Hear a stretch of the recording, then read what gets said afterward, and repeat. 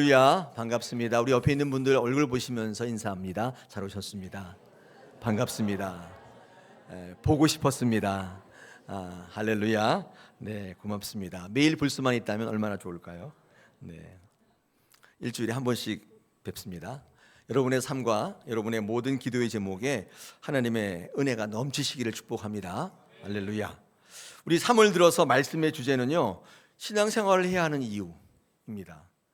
3월 들어서 이런 주제를 가지고 많은 분들에게 제가 2월 달에 상담을 받으면서 왜 우리가 신앙을 계속 이어가야 될지에 대해서 한 달 같이 한번 말씀을 나누겠습니다. 여러분, 신앙과 신앙생활은 다릅니다. 신앙은 하나님을 바라본다, 신을 바라본다는 뜻이고, 신앙생활은 이것을 이어간다는 뜻입니다. 완전히 다른 거예요. 한 번은 바라볼 수 있는데 근데 계속 바라보는 것은 차원이 다른 문제잖아요. 우리가 왜 신앙생활을 해야 되느냐, 이 문제는 굉장히 중요한 우리의 문제일 수밖에 없습니다. 왜냐하면 우리의 삶의 현장 가운데 주어진 이 삶을 살아가는 것도 쉽지 않잖아요. 그냥 그 삶을 살아가는 것도 쉽지 않은데 이렇게 어렵게 신앙생활을 이어가야 하느냐입니다.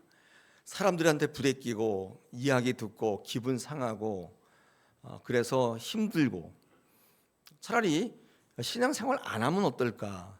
그런다고 신앙은 아니지는 않잖아요. 신앙생활 안 하는 게 어떨까? 교회를 떠나고 내 삶의 자리에서 그냥 하나님 바라보고 살면 어떨까? 이런 생각을 할 때가 종종 있습니다. 여러분 어떠십니까? 그렇지 않나요? 자, 그럼에도 불구하고 우리는 왜 이 어려운 신앙생활을 계속 이어가야 하느냐의 질문입니다. 왜 그러냐면요, 제가 답을 먼저 말씀드리면 하나님을 더 잘 알아가기 위해서입니다.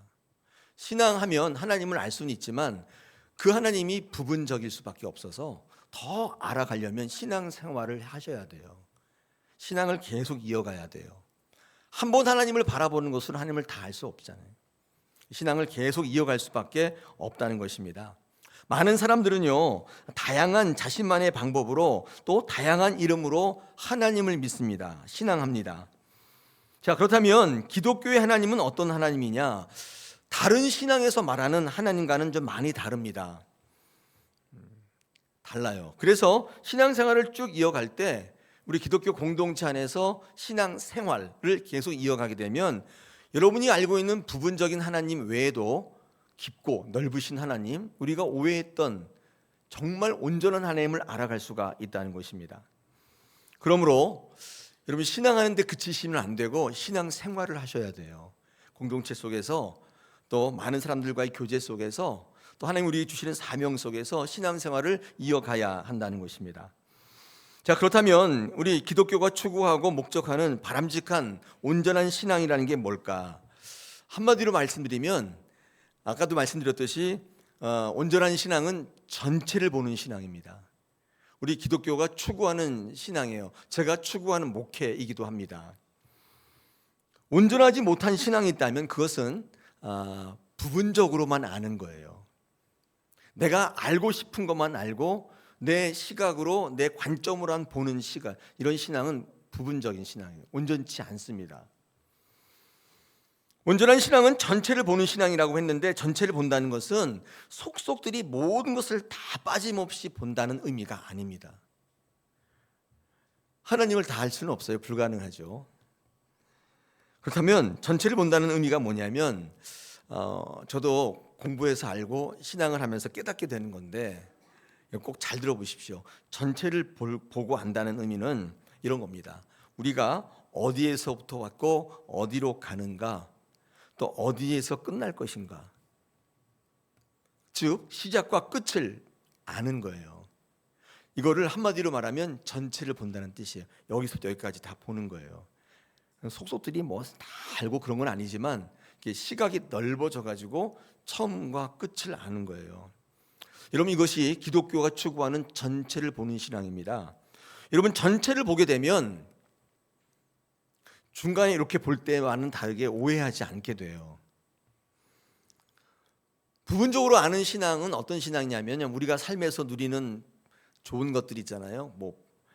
물질, 명예, 뭐 성공, 이런 것들이 전부인 것처럼 신앙했는데 전체를 보게 되니까 그게 전부가 아니라는 사실을 이제 알게 돼버린 거예요. 그게 부분적이었구나. 우리 기독교 신앙에 그게 없다는 건 아니지만 그게 전체가 아니라 부분적인 거예요. 그걸 알게 된, 여러분 그걸 알게 되면 어떻게 돼요? 거기에 매이지 않게 되죠. 그보다 더 크고 더 깊고 더 좋은 것이 있다는 사실을 알아버리면 거기 부분적인 것에 그게 필요 없다는 건 아니지만 매이지 않게 돼요. 여러분 그렇기 때문에 우리가 원하는 것들이 전부라고 여기는 신앙 굉장히 위험하겠죠. 더 문제인 것은 그것이 전부인 것처럼 여기게 만드는 교회와 목회, 더 문제가 되는 거예요. 바람직하지 않습니다. 왜냐하면 하나님 우리에게 주시고자 하는 더 좋은 것들, 궁극적인 것들을 보지 못하게 만들어요. 그 교회가, 그 목회가 보지 못하게 만든다고. 하나님은 성도들이 이 땅 위에서 잘 되는 것으로 무엇인가를 얻고 누리고 만족하는 것으로 머물러 있기를 원치 않으세요. 왜냐하면 하나님이 주시고자 하는 더 좋은 게 있기 때문에 그를 주시기를 원한다고요. 그를 보기를 원하는 것입니다. 여러분 한번 생각해 보십시오. 우리 삶 속에 지금 내가 겪고 있는 어려운 일들이 많아요. 고난이 많은데 이게 어떤, 내 삶 속에 어떤 의미가 있는지 이것을 알 수만 있다면 우린 좌절하고 낙심하지 않을 거예요. 여러분 지금 고난 중에 있는 분들 계시죠? 어려움 중에 있는 분들 계시죠? 여러분 그 일이 부분적으로 볼 때는 굉장히 힘든 거니까 나쁜 거잖아요. 근데 그게 우리 인생 전반에 어떤 의미가 있는지를 우리가 알 수만 있다면 결코 좌절하지 않을 거예요. 여러분 그렇지 않겠습니까? 전체적인 눈을 보니까 그게 고난이 아니라 그게 축복이었다는 사실을 전체적인 시각에서 알아버리면 고난 중에 즐거워할 수 있잖아요. 여러분 성경이 그걸 말씀하고 있는 거예요. 여러분 우리의 현재의 눈을 가지고는 그걸 볼 수는 없어요. 왜냐하면 인생 전반을 볼 수 있는 시각이 우리가 좁단 말이에요. 그래서 확대경이 필요해요. 저는 이 확대경을 말씀의 확대경이라고 부르고 싶습니다. 말씀으로 통해 보니까 전체적인 게 드러나기 시작하는 거예요. 그러니까 예수 믿는 사람들은요 고난 중에도 기뻐하더라는 거예요. 이상하고 사람들이 볼 때 이상해요. 망했는데 막 감사헌금하고 난리예요. 미쳤구나. 드디어 미쳤구나. 이런 생각이 든단 말이에요. 왜 그래요? 전체를 보고 있기 때문에 그렇습니다. 인생을 좀 많이 살아본 분들, 어르신들이 그런 얘기를 하는 걸 종종 듣는데 그거 다 시간이 지나가면 알게 된다는 거예요. 네 삶이 지금 뭔지 이건 다 시간이 지나가면 알게 된대요. 여러분 생각해 보세요. 시간 지나가서 알면 무슨 소용이 있어요? 다 지나가고 없는데, 인생 다 지나가고 마는데 그걸 시간 지나가서 노년에 대해서 알면 그게 무슨 소용이 있어요? 여러분 시간 지나가지 않아도 아는 방법이 있습니다. 그게 신앙생활이에요. 젊을 때 이미 알아요. 이 삶이 어떤 의미인지를 알아버리는 거예요. 강력해지는 것입니다. 많은 사람들은 노인이 되어서야 아는 사실을 어떤 사람은 젊어서 알아요. 그래서 남들을 포기하고 좌절하고 힘들고 헤매고 흔들릴 때 이는 한 곳을 향해 달려간단 말이에요. 전체를 보는 신앙은 내 삶이 비록 힘들고 어렵더라도 이 어려운 삶이 내 전체의 삶 속에 어떤 의미를 갖고 있는지를 알려주기 때문에 오히려 소망 갖게 하는 거예요. 기독교 신앙이 강력한 것입니다. 신앙이 아니라 신앙 생활을 하셔야 돼요. 이런 전체적인 시각이 아니라 부분적인 시각을 갖게 하는 것은 좁은 시야에서 나오기 때문이죠.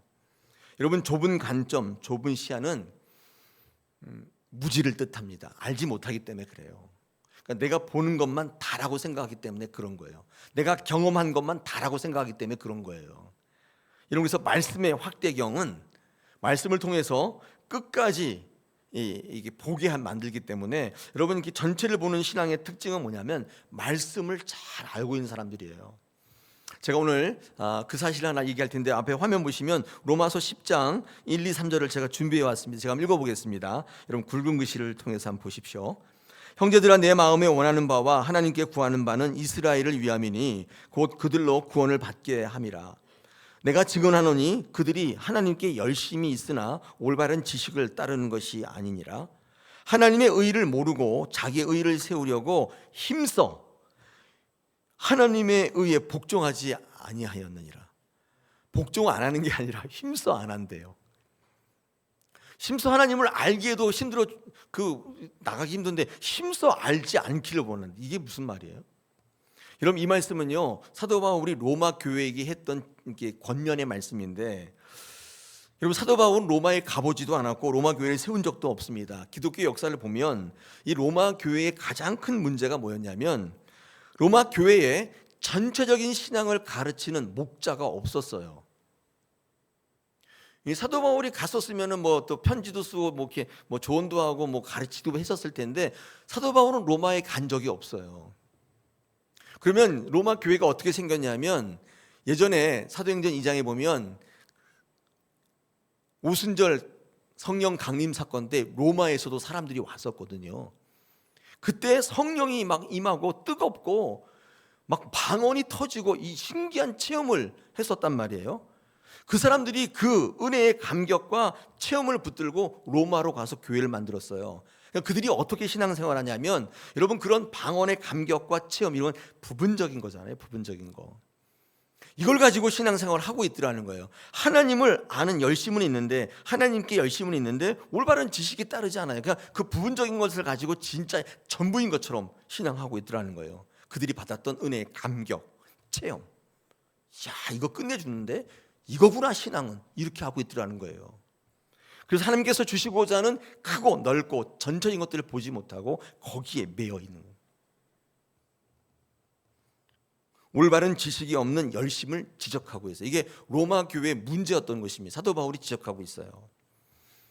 이럴 때 어떤 신앙이 되느냐? 오늘 이 3절 보시면, 하나님의 의를 모르게 되고 자기 의를 세우려고 힘써 하나님의 의에 복종하지 않는데, 복종하지 않는 게 아니라 힘써 안 한대요. 이런 일이 왜 벌어지냐면 부분적으로 보기 때문이에요. 사도 바울은 그래서 하나님께 열심은 있는데 왜 올바른 지식이 없냐 하면서, 올바른 지식은 전체를 보는 원동력이라고 말합니다. 말씀의 확대경.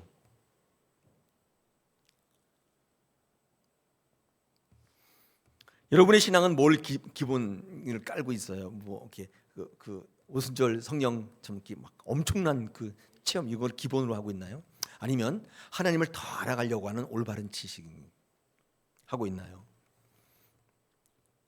자, 어떤 책에 보니까 이런 내용이 있습니다. 구원을 가로막는 생각의 장애물이 있는데, 이게 뭐냐면 구원을 부분적으로 이야기하는 것입니다. 그 대표적인 게 내 행위로서 구원을 받는다는 생각이에요. 여러분, 이게 전체적으로 구원의 내용을 볼 때 없는 건 아니지만 굉장히 부분적이거든요. 근데 내가 구원받는 것은 내가 어떻게 하냐에 따라 달려있다, 이렇게 생각하시는 분이 많다는 거예요. 여러분, 구원의 전반적인 그림을 보려면 하나님이 죄에 대해서 어떻게 생각하고 있는지 지식이 있으셔야 돼요. 하나님이 죄를 어떻게 생각하는, 어떤 걸 아셔야 돼요. 왜 이런 분들이 있잖아요. 내가 죄 짓지 않았는데 왜 내가 죄인이냐? 전도할 때 그런 분들이 계시잖아요. 당신은 죄인입니다 그랬더니 기분 확 나쁘잖아요. 내가 당신한테 무슨 죄를 졌습니까? 이렇게 묻는 분이 실제로 있어요. 그게 아니고요. 그럼 말을 잘 안 듣죠. 또 이런 분도 있어요. 내가 의롭지 않았는데 왜 내가 구원받습니까? 이렇게 묻는 분도 있어요. 아니, 구원시켜준다고 그러는 이상해. 내가 의롭게 한 적이 없는데 왜 내가 구원받니에요? 여러분, 아담이 범죄했는데 왜 내가 죄인입니까? 많이 들어보셨죠? 이런 얘기도 있습니다. 예수님이 십자가에 못 박혔는데 왜 내가 구원받습니까? 내가 못 박힌 것도 아닌데. 굉장히 도덕적 인간이죠. 내가 안 했는데 왜 내가 구원받냐. 이런 분들은요, 구원을 자기 행위에서 찾으려고 하는 거예요. 여러분, 신앙생활 가운데 왜 이런 흔들림이 있냐면 하나님이 죄에 대해서 어떻게 생각하는지 전반적인 생각을 모르기 때문이에요. 여러분, 우리가 생각할 때 죄의 개념은 그 근거가 행위예요. 그러니까 했냐 안 했냐에 따라 죄인이냐 아니냐가 결정되는 거예요. 자기가 했으면 죄, 안 했으면 무죄. 그렇지 않아요? 여러분이 했으면 죄, 안 했으면 무죄인데 이렇게 생각하잖아요. 여러분들 생각해 보면 꼭 그런 것은 아니에요. 여러분이 그렇게 죄를 생각하시지만 굉장히 단편적인 죄에 대한 생각이에요.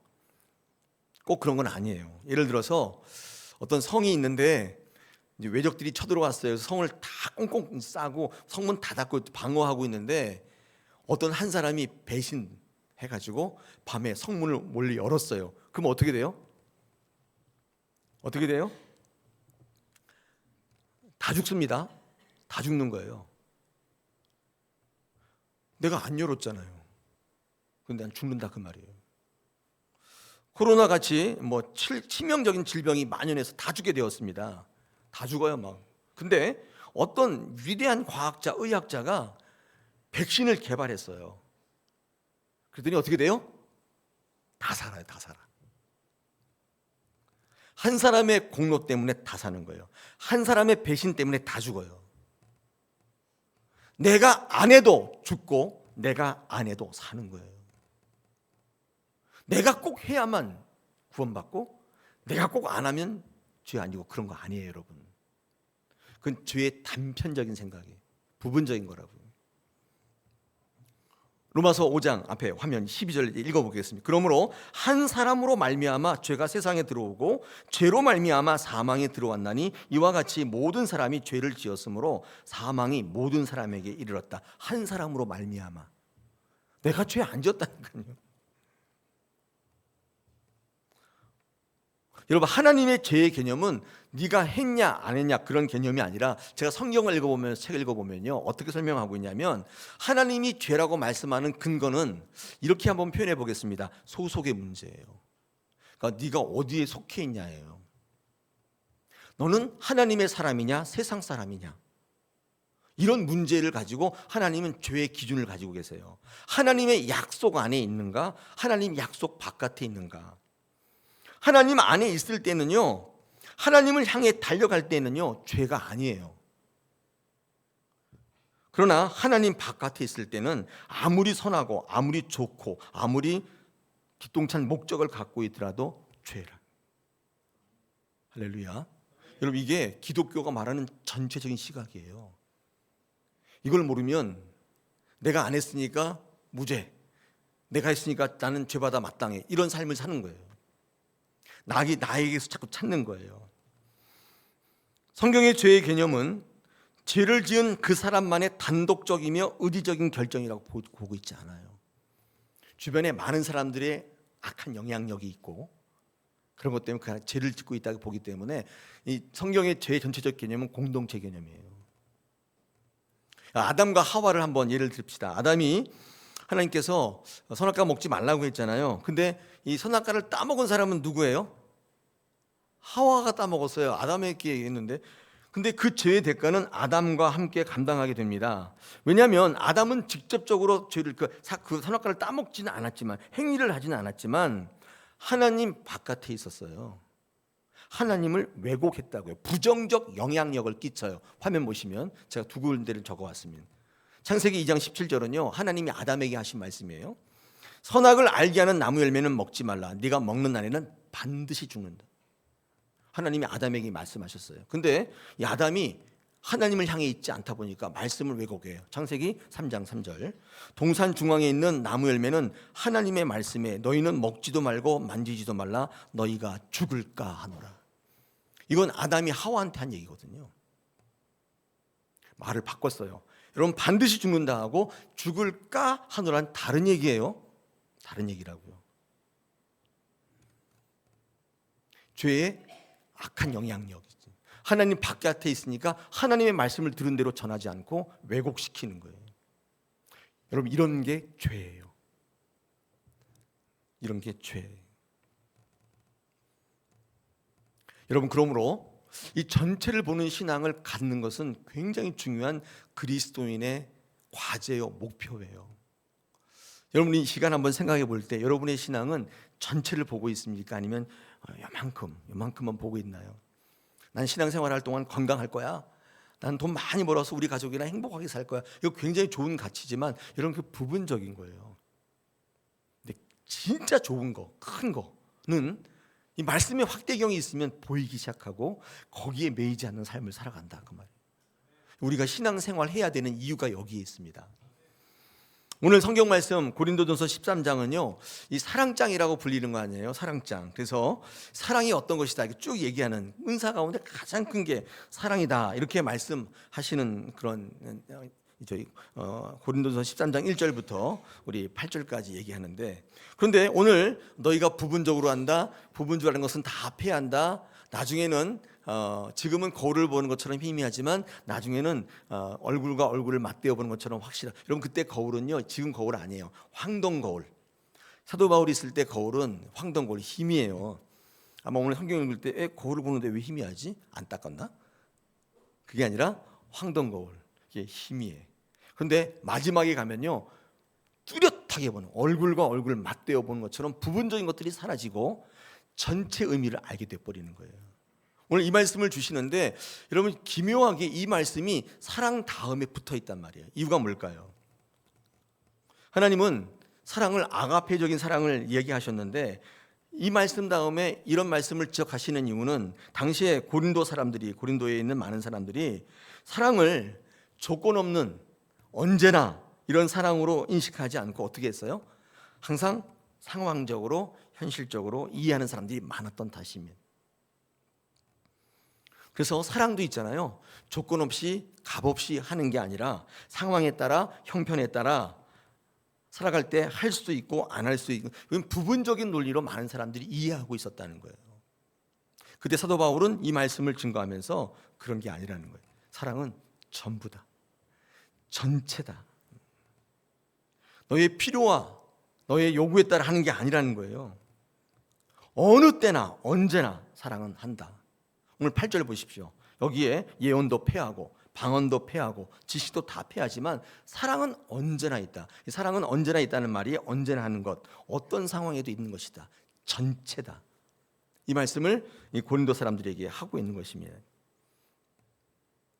여러분 이 끝까지 가는 신앙을 할 때 우리가 얻을 수 있는 구체적인 끝까지 해야 되는 신앙생활을 해야 되는 구체적 이유가 세 가지가 있습니다. 그 첫 번째가 끝까지 가게 하는 거예요.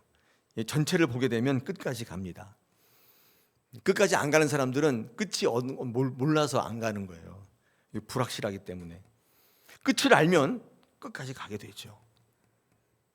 여러분 우리가 신앙생활 할 때 은혜를 받잖아요. 은혜 받으면 좋은 게 뭔지 아세요? 은혜 받으면 좋은 게 뭐예요? 목 아파. 나만 얘기하고 여러분 가만히 이렇게 눈 감고 계시니까 목이 아파요. 은혜 받으면 좋은 게 수용력이 생겨요. 그래서 이렇게 얘기해요. 누가 뭐 잘못해도 그럴 수도 있겠지, 그럴 수도 있겠다. 근데 은혜가 없으면 마음이 이렇게 좁아져요. 마음이 좁아지는 것은 시각이 좁아지는 거거든요. 그래서 그거 가지고 계속 이 마음에 한을 품어요. 근데 은혜를 딱 받으면 이렇게 수용력이 쫙 생겨서 넓은 마음을 줘요. 그래서 전체를 보게 만들어요. 그래서 그 은혜가 굉장히 중요해요. 여러분 시간 은혜 누리시길 바랍니다. 네, 정말요, 정말로. 저는 아침마다 기도해요. 다른 거 다 자제하고 이 말씀이 성령께서 실어 날라주셔서 우리에게 은혜를 주기를 원합니다. 그래서 마음이 넓어져서 수용하시기를. 그건 이래서 아니고 이건 이래서 아니고 나는 그렇게 생각하지 않는다, 그런 게 아니라 수용이 확 돼버리는 거예요. 전체를 보는 눈이 생기는 거예요. 여러분 전체를 바라보니까 낙심하지 않게 되죠. 여러분 내 인생 가운데 역사하신 하나님의 계획을 볼 수 있다면 절대로 낙심하지 않을 겁니다. 왜냐하면 주님은 우리를 망하게 하시는 분이 아니에요. 중간중간에 고난은 주실 수 있어도 망하게 하시는 분이 아니기 때문에 인생 중간에 있는 고난 때문에 포기하지 않아요. 포기하지 않게 되잖아요. 전체를 보면 그런 유익이 있어요. 왜 우리가 전체를 보는 신앙을 해야 되느냐? 끝까지 가야 되기 때문에. 제가 여러 번 했던 예화를 조금 또 하나 더 할게요. 아무리 찾아도 다른 예화가 없어.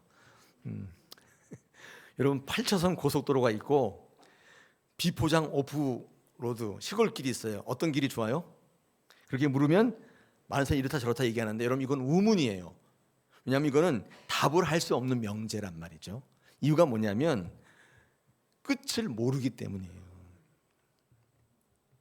이게 좋다 나쁘다고 얘기하려면 이 아스팔트 8차선 아스팔트 도로에 뭐가 있는지, 비포장 시골길 끝에 뭐가 있는지를 같이 봐야 돼요. 그래야 답을 할 수가 있어요. 아스팔트 8차선 도로인데 끝에 벼랑 끝이면 그거 좋다고 할 수 있어요? 못하잖아요. 시골길 오프로드, 예? 비포장인데 그 끝에 고향집이 있어요. 그럼 좋은 거예요. 전체를 보지 못하고 부분만 보면, 그러니까 길만 보면 8차선 고속도로가 좋다고 합니다. 그런데 그것은 틀렸단 말이에요. 이런 많은 사람들이 신앙생활을 할 때 왜 낙심하고 좌절하는 줄 아세요? 왜냐하면 길만 가지고 비교하기 때문이에요. 내가 지금 어떤 삶이냐, 내 고난이 뭐냐, 이것만 보기 때문에 그런 건데, 끝을 보면 절대로 좌절할 수가 없어요. 왜냐하면 하나님 우리를 구원하신단 말이에요. 이런 상담을 많이 받아요. 저 사람은 예수도 안 믿는데 매일 돈 잘 벌고 부자로 살고 인생 즐겁게 사는데, 나는 예수 잘 믿고 봉사도 많이 하는데 왜 나는 이렇게 힘들죠? 이렇게 얘기해요. 그래서 신앙생활을 하지 않으려는 분들이 있어요. 신앙을 포기하는 건 아니에요. 근데 신앙생활을 포기하는 거예요. 그런 분들이 계실 수 있잖아요. 그분은 길을 보기 때문에 그래요. 끝을 봐야 되는데 길을 보기 때문에, 전체를 봐야 되는데 누가 길 보라고 그랬어요? 끝을 보라고 했지. 우리 다사랑교회는 그 끝을 알려드리는 거예요. 그 끝을 달려가자는 거예요. 그 끝이 멸망인데 아무리 길이 좋으면 뭐예요? 나쁜데, 죽는 건데. 이런 끝이 생명이고 영생이라면 길이 나빠도 좋은 거예요. 여러분, 사도 바울이 환난과 고난을 당하면서도 왜 기뻐했느냐, 왜 포기하지 않고 디모데후서 4장에 있는 것처럼 선한 싸움 싸우고 믿음을 지키고 달려갈 길을 달려갔느냐? 이유는 한 가지입니다. 끝을 보았기 때문이에요. 전체를 보는 눈이 열려 있었어요. 상 주시는 하나님을 보고 있었기 때문이에요. 그래서 달려간 거예요. 우리가 왜 포기하냐? 끝이 안 보여요. 어떻게 될지 잘 모르겠어요. 죽어봐야 안 돼요. 안 가는 거예요. 다른 거 하는 거예요. 여러분, 우리가 전체를 보는 신앙이 있을 때 왜 있어야 되느냐? 두 번째 이유가 있는데, 정죄하지 않기 위해서입니다. 어떤 전철에서 아이가 막 뛰어놀아요. 시트에 올라가고 신발 신고 뛰어오르고 막 손잡이 막 가서 막 타잔놀이하고 난리가 났어요. 옆에 앉아 신문 보는 사람들 막 방해하고 막 아나무인이에요. 막 해지고 다녀요. 근데 가만히 보니까 옆에 그 아이의 아버지 같은 사람이, 남자가 하나 앉아 있는데 전혀 제재하지도 않고 교육하지도 않고 말리지도 않더래요. 보다 못한 사람이, 어떤 한 사람이 나서가지고 그 사람 남자에게 가서 쉬면서, 당신 저 아이의 아버지요? 네. 아버지라면, 네 그렇습니다. 아버지라면 좀 말리거나 좀 어떻게 해보시오. 교육을 시키거나. 이거 요즘 아이들 가정교육이 안 돼가지고 이렇게 얘기해요. 가정교육이 안 됐다. 내 아이들이 그런 얘기 들으면 기분 좋아요? 킹 받죠. 기분 엄청 나쁘잖아요. 근데 이 아저씨가 화들짝 놀라면서 사과를 하시더래요. 아유, 죄송합니다. 제가 우리 아이를 못 봤는데 지금 병원에서 오는 길인데 저희 아이의 엄마가 죽어가지고 어떻게 앞으로 살아가야 될지 막막해서 정신이 잠깐 나갔었나 봅니다. 죄송합니다. 이렇게 얘기하니까 전철안이 조용해지는 거예요. 가정교육 운운했던 사람 머쓱해진 거예요. 이유가 뭐죠? 그냥 그 모양만 봤기 때문이에요. 전체로 안 봤기 때문에 정죄하게 되는 거예요. 지적하는 거예요. 우리는 누군가를 지적하고 뭐 할 때 한두 번 겪어보고 하잖아요. 전체를 모르잖아요. 어디서부터 어디로 가는지 잘 모르잖아요. 전체를 보게 되면 정죄와 비판이 사라지고 긍휼의 마음이 생기고 이해하게 되고 포용하게 되고 동참하게 되는 거예요. 이걸 모르면 자기 시각으로만 보면 계속 정죄하는, 지적한다는 거예요. 우리가 전체를 보는 신앙을 이루어야 될 세 번째 이유가 있는데, 그것은 바로 유혹에 빠지지 않게 하기 위함. 여러분, 전체를 보면 유혹에 절대 안 빠집니다. 부분적인 것을 볼 때 유혹에 빠져요. 그렇죠? 왜냐하면 궁극적으로 좋은 게 아는데 중간에 뭘 갖고 유혹하는데 빠지겠어요? 안 빠지죠, 당연히. 전체를 모르니까 거기에 빠지는 거예요. 여러분, 주식 투자할 때 어떻게 될지 알면 거기 투자해요? 투자하시나 보네. 네. 그래서 망하는 거죠. 네. 아니, 끝이 어떻게 되는 줄 알면 거기다 왜 합니까? 모르기 때문에 그러는 거예요. 왜 유혹에 빠지냐면 모르기 때문이에요, 끝을. 여러분, 예수님께서 사역하시기 전에 사단에게 시험 받았는데 그 첫 번째 시험이 돌로 떡을 만들어 주라는 거였거든요. 근데 이게 왜 시험입니까? 이건 당연한 거 아닙니까? 우리 인생이 불쌍한데 돌이라도 만들어 떡을 만들어 주면 좋잖아요. 근데 왜 이거를 시험이라고 얘기했을까요? 왜냐하면 사단이 부분적인 거 가지고 속였기 때문이에요. 지금 성도들이 어려울 때 필요를 채워주면 좋다 이렇게 말했는데 주님은 전체를 보고 계셨어요. 떡만 주는 게 전체가 아니에요. 떡만 주면 떡 달라는 신앙으로 바뀌어요. 하나님의 말씀으로 살아가지 않기 때문에 예수님이 뭐라고 말씀하셨냐면 인생은 떡으로만 사는 게 아니다. 하나님의 입에서 나오는 말씀으로 산다. 이 말씀을 하신 거예요. 그러니까 사단이 얽매기 주고 그리고 사라진 거예요. 전체를 보고 계시기 때문에 당장 필요를 통해서 유혹하니까 빠지지 않잖아요. 여러분, 물고기는 지렁이를 굉장히 좋아하거든요. 보암직도 하고 먹음직도 하죠. 굵은 지렁이. 네. 지렁이 보면 물고기는 사족을 못 써요. 근데 어느 날 물속을 싹 지나가는데 지렁이가 저기 달려 있어요. 지렁이를 덥석 물게 되면 어떻게 돼요? 야, 내가 좋은 거다. 물게 되면 어떻게 돼요? 갑자기 물고기 턱에 턱 뭐가 받쳐요. 그리고 공중으로 휙 날아가요. 근데 눈 떠보니까 어느 아저씨가 웃고 있어요. 그리고 막 쓰다듬어 주더니 뜨거운 물 속으로 집어넣어요. 그럼 뭐가 돼요? 매운탕이 되는 거죠. 근데 여러분, 이 물고기가 한 번만 더 전체를 생각했더라면 내가 좋아하는 지렁이네. 야, 싸. 근데 왜 저 지렁이가 물속에 떠 있지? 근데 저 지렁이가 왜 쇠꼬챙이 끝에 달려 있지? 왜 저 갈고리 끝에는 줄이 달려 있지? 이게 보니까 어떤 아저씨가 막 웃고 있어요. 근데 왜 그 아저씨 옆에는 물이 끓고 있지? 전체를 보면 아무리 보암직도 하고 먹음직도 해도 안 물어요. 안 물게 돼 있다 그 말이에요. 전체를 보면 유혹에 빠지지 않아요. 넘어지지 않는다. 여러분, 우리의 신앙생활 전반적으로 모든 문제들이 바로 이 문제인 것 같아요.